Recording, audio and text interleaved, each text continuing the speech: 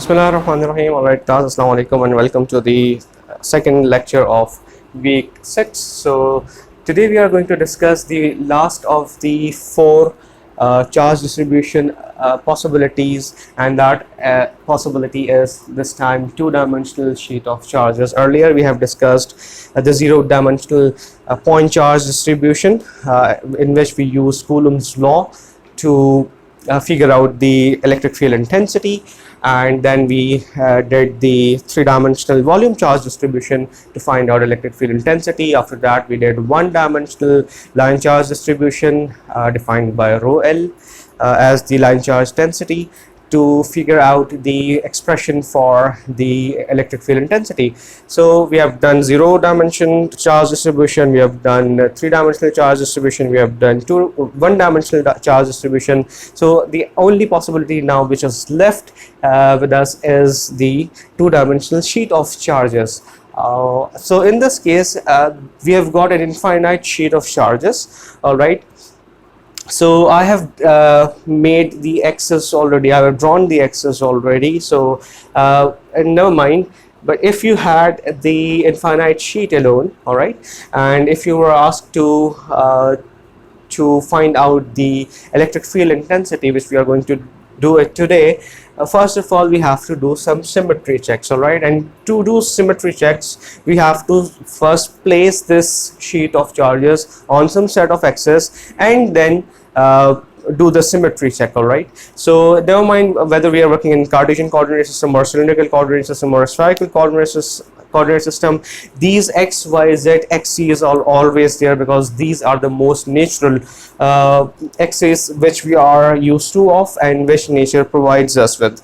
So we could have put this sheet of charges instead of on YZ plane. We could have put it anywhere, maybe on XZ plane or XY plane. So it's just a matter of choice that we have chosen, and experience tells us that if we put this infinite sheet of charges on x equals to 0 plane, or in other words YZ plane, derivation and visualization becomes pretty easy.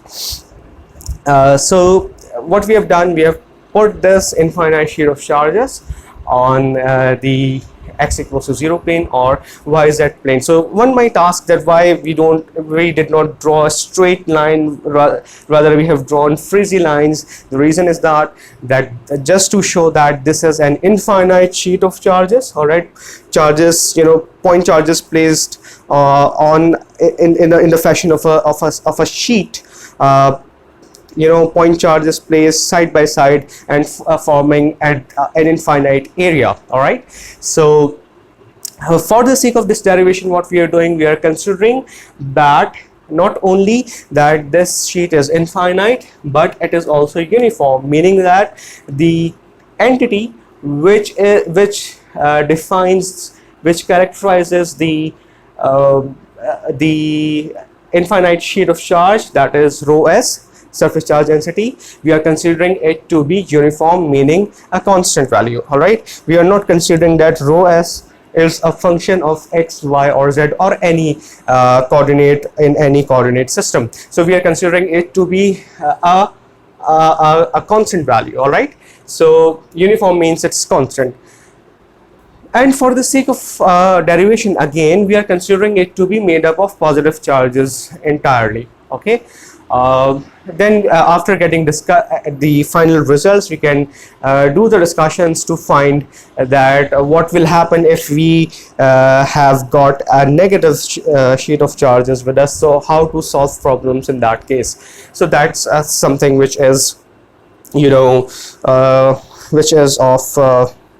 a discussion discussion at the later point. We have to do that. So now to aid you with the visualization, I would ask you all to consider that, because this whiteboard is on the same YZ plane. All right, so to consider this whiteboard to be made up of light, as if the white light is, for example, white light is coming out of this board towards you. So Having said that, and having established the coordinate axis xyz and placed this infinite sheet of charges on yz plane or x equals to 0 plane, let's start to do the symmetry check. Why we need to do that? Because we have to first identify that, all right, we are given with an infinite sheet of charges and we have chosen it to place on yz plane. So now which coordinate system should we use? For that we have to do symmetry check.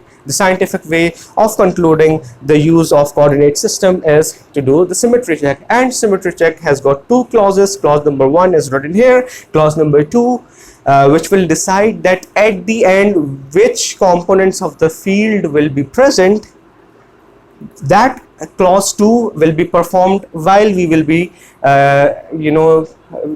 we will be driving the expression. So before starting this derivation, we should do symmetry check clause number 1, which asks us to do an analysis that which coordinate variable is expected to influence the magnitude, only magnitude of electric field intensity or field intensity. All right, so we don't know. The answer is we don't know until unless we have got the final expression of the field. We cannot say for sure which coordinate is going to affect the magnitude of the field. It may have x in it, it may have y in it, it may not have z in it in the final expression. So we would say that x and y is affecting the value of the field or the magnitude of the field, and z is not affecting. So what's the clue?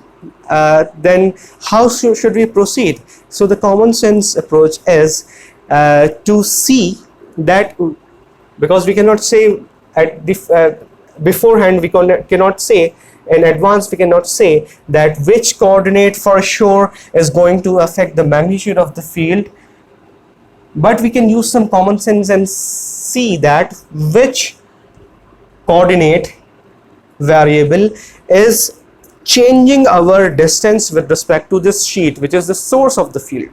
So definitely if you are moving away or towards the field, it might be possible that the magnitude of the field will be affected. So instead of commenting on whether a particular variable is going to change the magnitude of the field for sure, what we'll be looking for? We'll be looking for that whether a change in variable is going to affect our distance or the shape of the source with respect to the field point. Okay, so consider this to be an infinite sheet of this whiteboard. Consider this whiteboard to be an infinite sheet of light, and consider your eyes to be the field point. Okay, so whenever I say field point, consider your eyes to be the field point. All right, so let's see.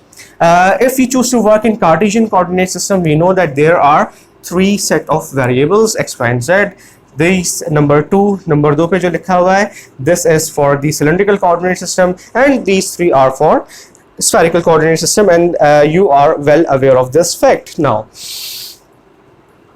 this is exactly what we had done while deriving the expression for line charge, one-dimensional line charge distribution. This is exactly what we have done.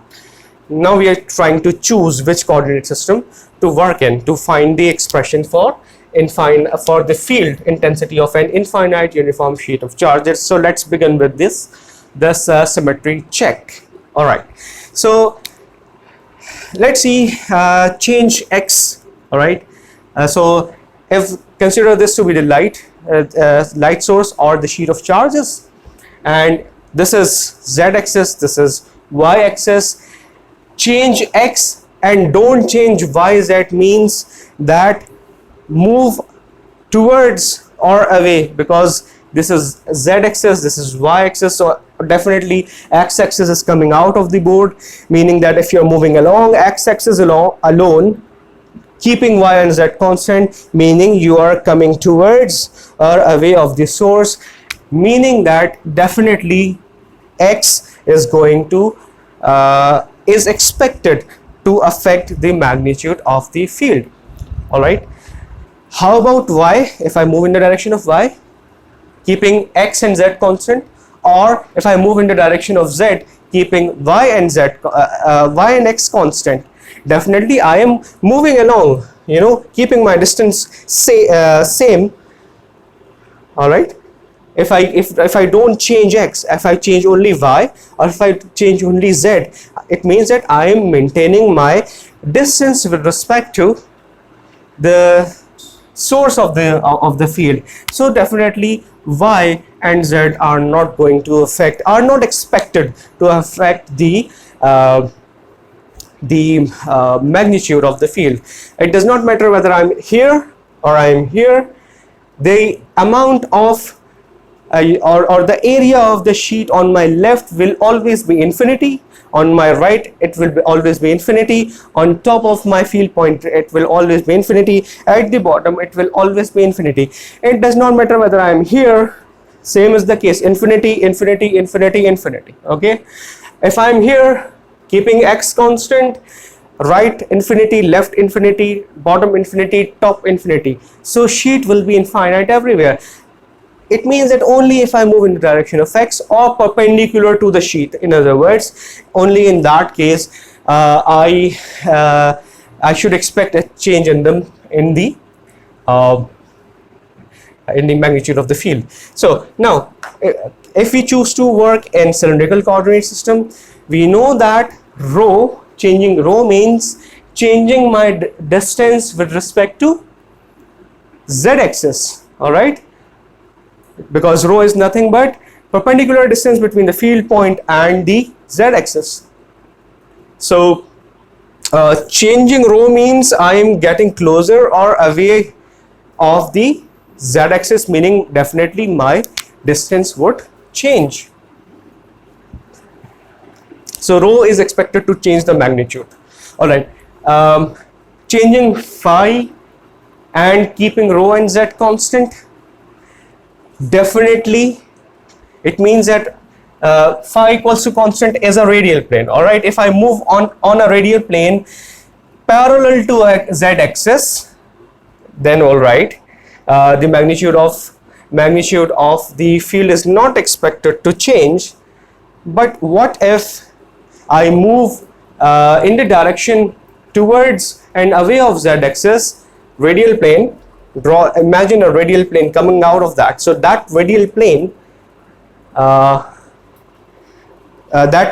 has got the, you know, over that radial plane the value of phi is constant. So if I try to open or close that radial plane, so definitely if I increase the values of phi, I will get closer to this sheet. If I try to decrease the values of phi, definitely I will be getting farther from the source. So changing phi would affect the my distance with respect to the source. So it may be affecting the magnitude of the field, and z, as defined earlier, is not going to affect my distance with respect to the source. So since phi is defined in spherical coordinate system in the same way, so changing phi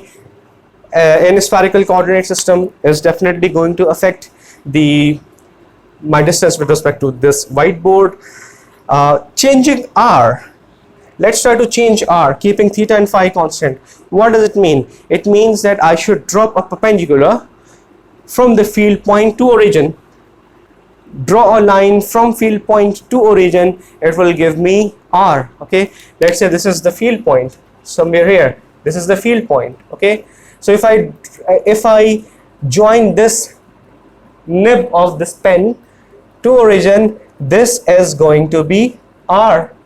So changing the value of r means moving along this radial line. If I move along this radial line, theta and phi will be the same, but r will change. If I keep moving along this line, definitely my distance with respect to this whiteboard will change. It means that if I change the value of r, my distance with respect to the board or the field point, if I change the field point along the radial line, definitely my distance with respect to or the distance of this whiteboard and the field point is going to vary. And for the case of theta, if I keep r and phi constant and just change theta, means consider a cone here, all right, a cone. If I move along a cone, definitely even for that particular cone, value of phi is constant, value of theta is constant. And if I move along that cone, okay, imagine a cone here. So if I am here at this point, my distance with respect to whiteboard is larger, and if I'm moving along the same cone and reach here, now I am exactly on the whiteboard. So for even for keeping the value of theta constant, if I'm on the same cone, my distance is changing with respect to the source. All right. So if I would change the if I would change the value of theta, let's say this time theta is 30 degrees, now this time theta is 60 degrees, definitely the distance with respect to the sheet has been changed. So it means that theta is definitely going to affect my distance with respect to, or distance of the field point with respect to the source. So if I choose to work in spherical coordinate system, I'm going to get a expression of field which is going to be a function of 3 variables. And if I choose to work in a cylindrical coordinate system, in that case the final expression which I got is going to have 2 variables in it. And if I choose to work in a Cartesian coordinate system, so the final expression that I'm going to have is going to have only 1 variable. So why make our lives difficult and work in a cylindrical coordinate system or a spherical coordinate system? So we are going to choose Cartesian coordinate system to work in it. Okay. So this is how we choose which coordinate system to work in. All right. So let's take a field point anywhere to find the value of electric field at that point. And for the sake of this derivation, we are taking the field point on x-axis. All right. So the coordinates are x 0 0. This is the field point P. Okay. And after getting the expression, we can generalize it. Why? Because knowing that even if I'm at this point, the situation is that there is an infinite sheet of charges on my right, there is an infinite sheet of charges on my left, there is an infinite sheet of charges on top, and there is infinite sheet of charges at the bottom of this point, this field point. So once I got an expression for this field point, so it does not really matter where this field point is, we can generalize it later on. So for the sake of this derivation, we are taking it to be on x-axis. So now we have 2 approaches, because the amount of charge on this infinite sheet is infinite. Okay, so because area is infinite and the surface charge density is constant, we know that rho s is nothing but dq upon ds. So dq is nothing but rho s ds. So the amount of charge is going to be this integral. So this integration from minus infinity to infinity, this surface is infinite, so definitely charge is going to be infinite. So it is impossible to find if the field of this sheet if we try to use Coulomb's law, which is for point charge, by the way, and try to fit this infinite sheet of charge into that definition. It is totally ridiculous to do that, and we are not going to do that, obviously. So how can we find it?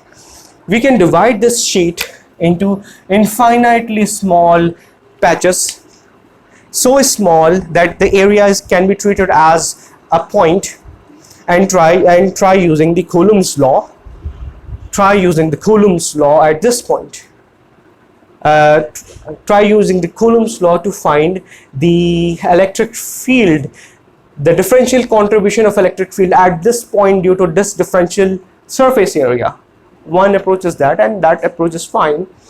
But in that case, we'll have to disintegrate this source with respect to z and with respect to y, meaning we should have, at the end we'll have a formula in which we will have two variables, a variable of for y and a variable of z, and then in order to find the total field, we'll have to integrate the differential component of electric field at this point due to this charge, due to this differential patch.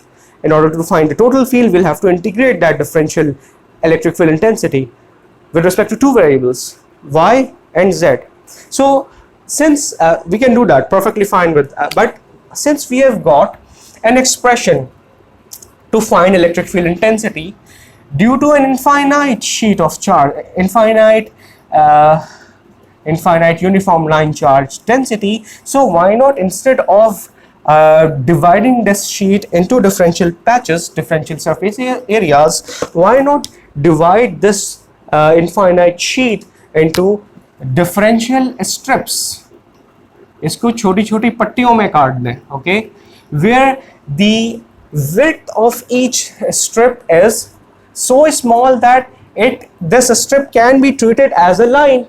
So the width is very small, differential, and since this direction is y, so differential is y, dy is the width of this strip. And हमें एक बीमारी है कि हम हमेशा source की चीज के साथ प्राइम लगाते हैं, so we have to follow that convention. Okay, so okay, we have done it. So in order to find the differential contribution of field at this point due to this differentially wide strip, wide, wide, wide, okay, the amount of differential amount of field at this point due to this differentially wide strip is given by dE. For that, we need to use the formula for electric field intensity due to an infinite line charge, which we discussed in the last class, and that was this.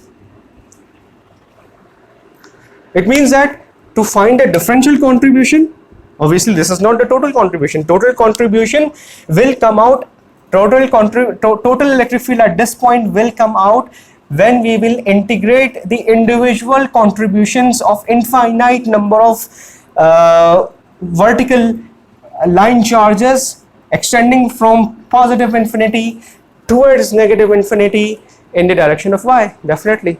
So for that, for only one strip, what we need is to find the line charge density in this strip. So far we know that the surface charge density is given to us, that is rho, and we have considered to be that a positive quantity for the sake of derivation only. So how to convert this? How to find rho L from rho S? The formula is simple. Rho L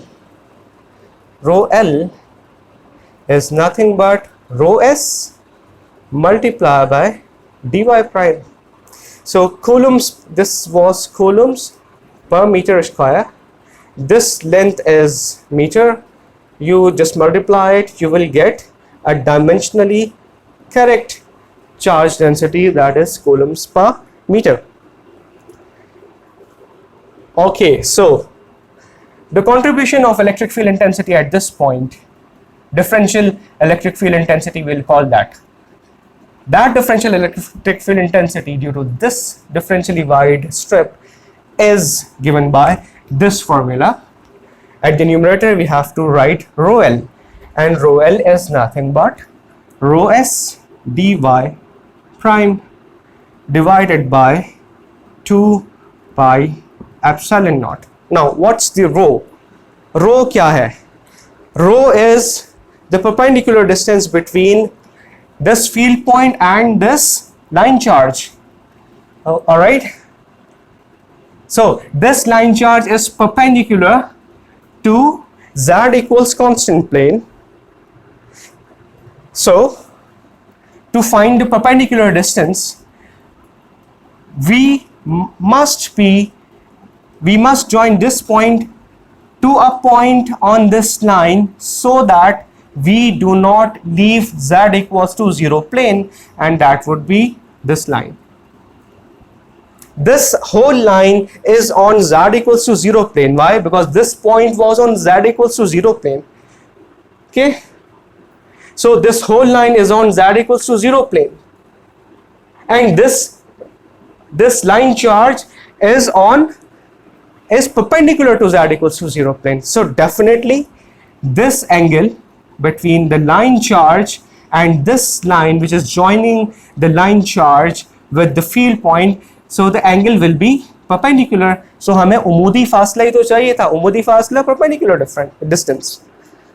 Okay, तो line charge density के case में अगर आपको बरक़ी मैदान की शिद्दत चाहिए होती है, तो आपको क्या चाहिए होता है? चार्ज की कसाफत तकसीम दिस कांस्टेंट, जहां पर ये रो क्या है? उमूदी फासला किसके दरमियान? लाइन चार्ज के दरमियान और फील्ड पॉइंट के दरमियान, नुक्ता मैदान और लकीरी बरक़ी डेंसिटी के कसाफत के दरमियान. Sometimes I really wish to teach electromagnetics in Urdu. Oh, that would be fun. All right. So anyway, what we need is umudi fasla, the perpendicular distance between this field point and the line charge. All right. So that this line is going to be perpendicular to that line charge. So to find this formula for this line charge, we have got to find the length of this perpendicular, which is actually rho, we have got the coordinates of one end, and we can find the coordinates of the other end very easily.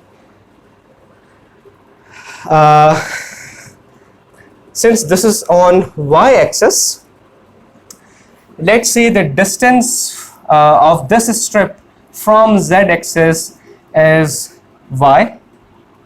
लेकिन क्योंकि हमें बीमारी है कि हम हर source की चीज़ के साथ प्राइम लगा देते हैं, तो हम यहाँ पे अपनी बीमारी को पूरा करते हुए प्राइम लगा देंगे. Alright, so the coordinates of this point is going to be 0, y prime and 0, because this point is on y-axis. So rho is the distance between these two. Under root x square plus y prime square. This distance is x and this distance is y prime. So rho is going to be this. All right. So what's remaining? Arrow was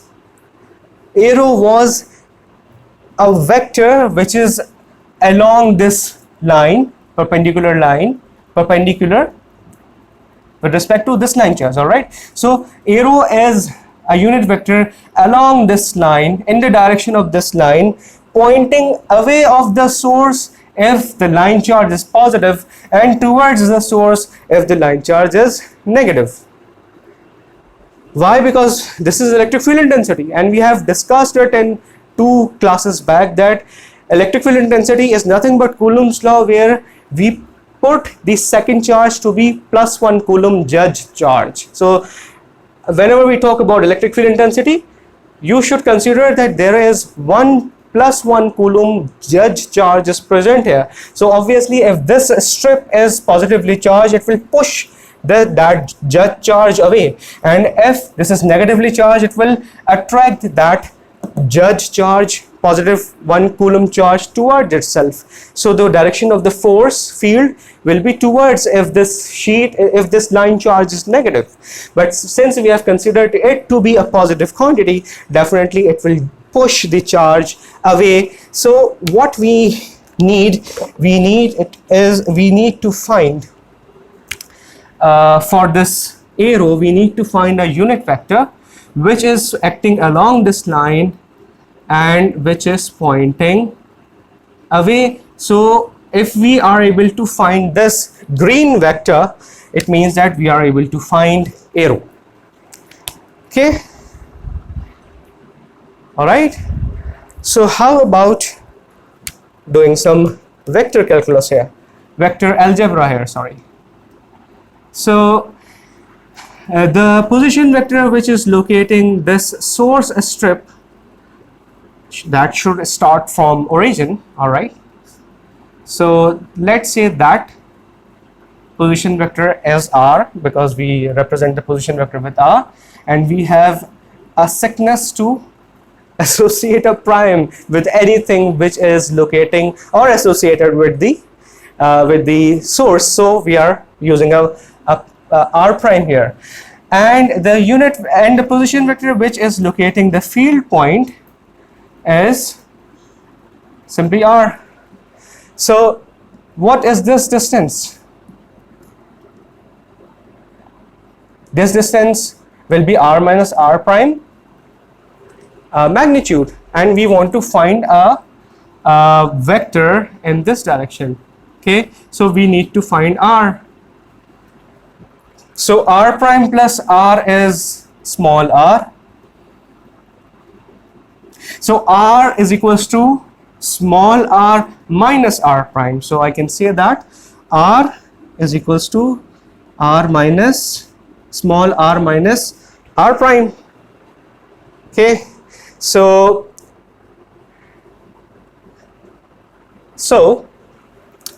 let me write it here. The position vector locating the field point is, because we know the coordinates of this point, it is x r prime. Position vector locating this strip, because we know this point, it is going to be y prime ay, is it? So r, which is r minus r prime, is x minus y prime ay, and magnitude of this is under root x square plus y prime square. I hope you can see it. Yep. Okay, so we have got a vector, this vector r, okay, and its magnitude. So a unit vector in this direction, meaning a row is nothing but ar, which is this divided by this. Okay, so let's put it here. We have got the rho L in the numerator, 2 pi epsilon in the denominator. We want to find rho, which is this, which is nothing but x square plus y prime square under root, meaning power half, and a rho, which is nothing but ar, and ar is nothing but, you know, ax in the numerator minus y prime ay divided by x square plus y square under root. Instead of writing that again, I am just removing this sign here. Now we have got the differential amount of field due to this differentially wide strip. In order to find the total electric field, what we have to do? Integrate it. But should we do it mindlessly? No, we are not going to do it mindlessly. What we are going to do is to perform symmetry check clause 2 to figure out that at the end which component of the field is expected to present, should be present. All right, so symmetry check clause 2, we have decided to work in Cartesian coordinate system. So what we should expect, that the final field of the final electric field intensity is going to have an x component, a y component, and a z component, generally, in the most general sense. This should be the case. In symmetry check clause 2, we are trying to figure out which of these three components are going to be there and which are not going to be there. So this differential amount of field, this differential formula is telling us that component of x and y are expected to present, and component of z is not is not going to be there, because if I would integrate it, mindlessly now, this integration cannot introduce a z here. It can, play with all these variables is already available, all the components which are already available, all the coordinates which are already available. The integration can play with this, but it cannot introduce a new component in it. So definitely z component is not going to be there. So we are left with two components only. So let's do the symmetry check by taking another strip of the same width symmetrically on the left hand side of z axis. If I would do that, and I would do that with this red marker just to ensure that you could see it, okay? If I would do it, I hope, let me color it to just show you that this is red, this strip is red, and this is, symmetrically on the left hand side of z axis, the same units as this black strip was on the right hand side. Okay, so now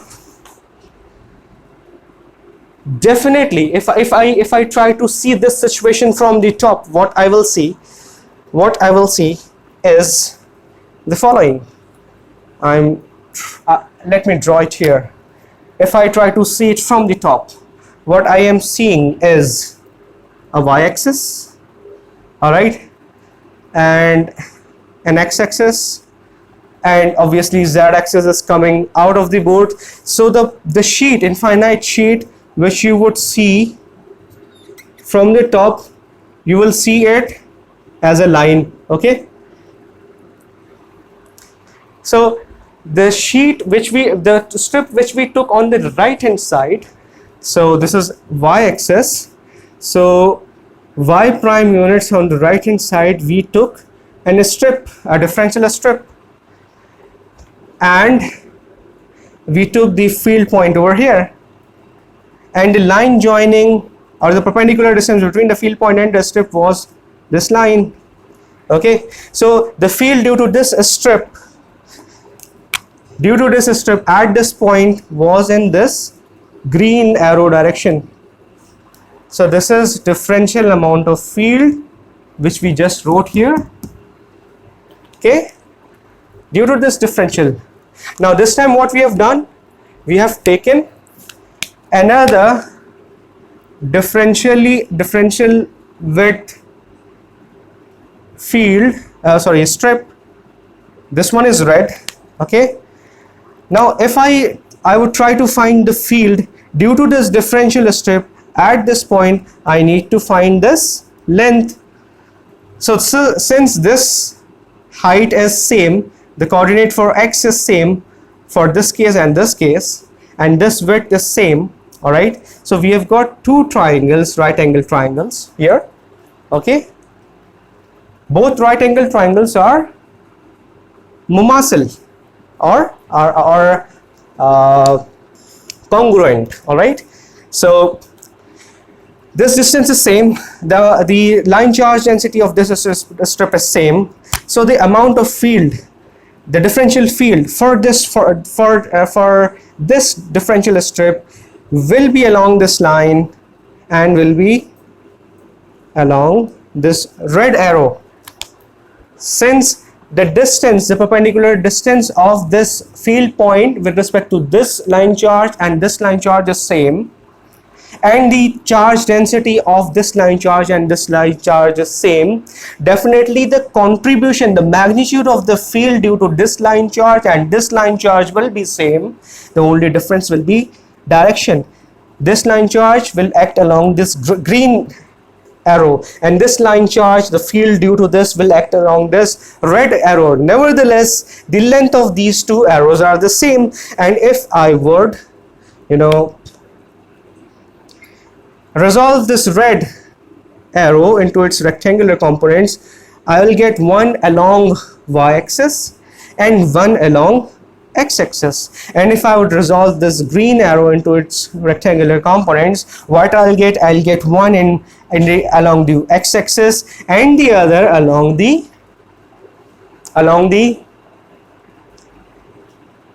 x-axis, one along the y-axis and one along the z-axis. All right, so now this angle and this angle same, because this right angle triangle and this right angle triangle are congruent, so this angle and this angle is same. So agar ye theta hai to ye bhi theta hai, aur ye theta hai to ye bhi theta hai. Everywhere we have got theta. And once we have got one side, once we have got one angle equal and one side equal, hypotenuse equal, then definitely these two triangles are equal. One has got y component in this direction, the other has got y component in this direction. So the y component of this red arrow will cancel the y component of this green arrow, and the x component of this red arrow and the x component of this green arrow will add up together. So combined together, the effect of these two symmetrically located infinite line charges is that both are cancelling the y component of electric field, and only the resultant is x component of the field. And there are as many number of strips on the right hand side of this z-axis as there are the number of strips on the left hand side, because this is an infinite sheet. जितनी अगर मैं इसको divide करूँ strips में, तो जितनी strips इस field point के राइट पर होंगी उतनी ही स्ट्रिप्स फील्ड पॉइंट के लेफ्ट पर होंगी. So if we take each pair symmetric about z-axis से राइट पर और z-axis से लेफ्ट पर सेम डिस्टेंस रखते हुए मैं जितनी भी स्ट्रिप्स के पेयर ले लूं, वो पेयर एक दूसरे के y components को कैंसिल कर देंगे, and at the end what we'll get the x component only. So this symmetry check, this use of little brain saves us with a great deal of time, and we come to a conclusion that the x component remains and this y component is going to be 0. So before integrating this, I should perform I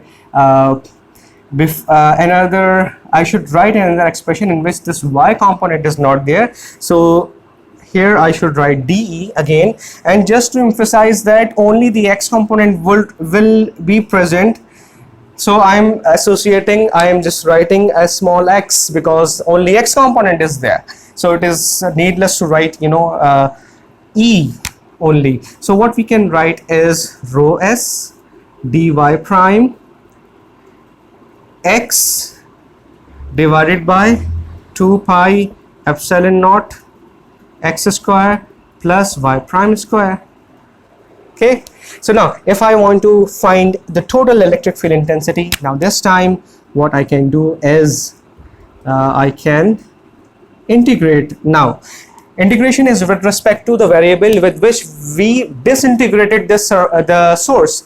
We disintegrated the source with respect to y axis, so we have got the variable of integration as y. So anything which is other than y is constant, so I can take it out of the integral sign. So x is constant, rho s is definitely constant, 2 pi epsilon naught is constant. Everything which is remaining, that is dy prime x square plus y prime square, this is what is left, and that's going to be inside the integral sign. So the limits of y is from minus infinity to plus infinity. Okay, now again I'm not going to perform this integration. I just leave this integration to you, because you can do it in the similar fashion as you did in the case of line charge density. After this integration, what you will get, that the total electric field intensity in the direction of x is going to be sorry, one thing I've left here is ax, so why not write ax here and ax here. So after that you'll get rho s upon 2 epsilon naught ax. Okay, this is what you're going to get. But the point is is this the right way to write? Yes, that's correct. But this is only this expression is only when you have got the sheet on the yz plane and you've got a field point on x-axis or anywhere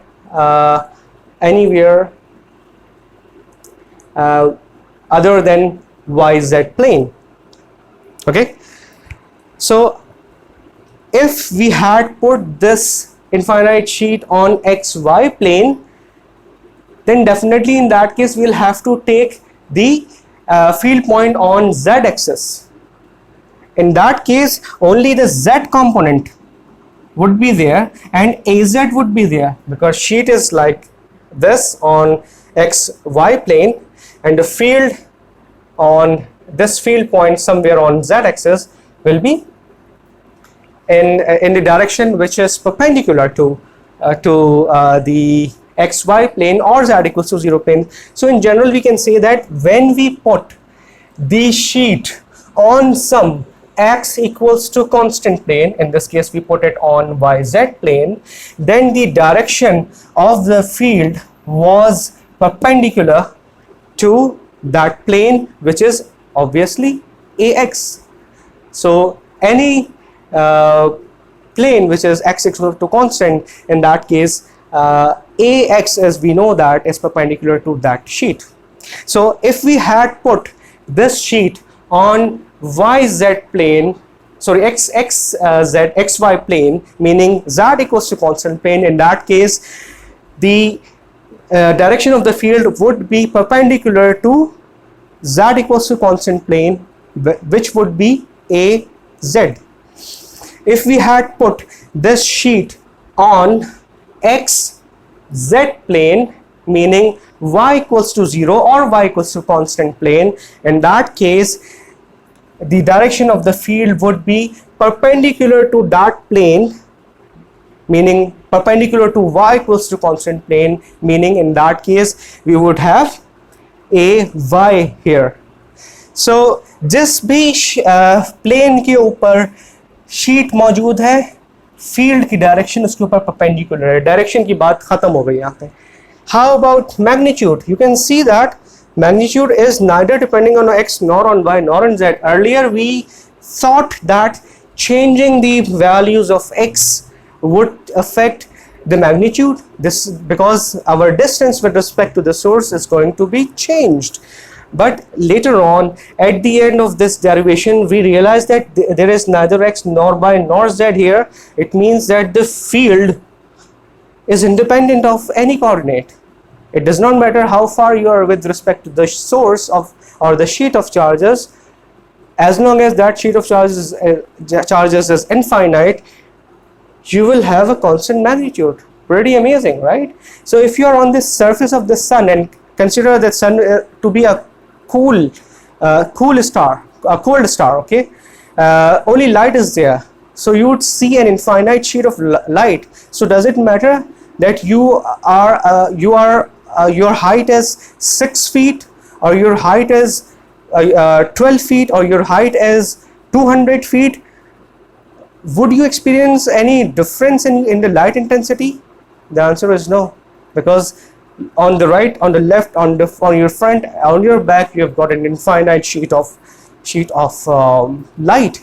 So the light is so enormous that making even doubling or tripling or making your distance 10 times is not going to affect the intensity of the light. All right. So if that sun, although very wide, is not infinite, so had the sun been infinite in its surface area, it would not matter whether you are 1 million mile away or 2 million mile away or 3 trillion mile away of that infinite sheet of light which is coming towards you, you will experience the same amount of light intensity. Okay, so in general, if I want to write the field, electric field due to an infinite sheet of charge, I would say that the magnitude is going to be this, and the direction will always be normal to the sheet. So this is the right way to write the field of an infinite sheet of charges in vector form. Okay, so that's it for today, and inshallah in the next lecture we'll try to finish chapter number 2, and we'll start off with electric flux density. That is the second kind of vector effects which we are going to discuss for electrostatics. Thank you very much, and the lecture is very long, has become very long, so I did not expect it to be that way, but you know what you can do is you can try to watch it in 2 halves. All right, so I try to explain everything, that's why it becomes so lengthy, and inshallah and the next week we'll try to finish it up. Okay, so see you inshallah. Till then, assalamu alaikum and fi amanillah.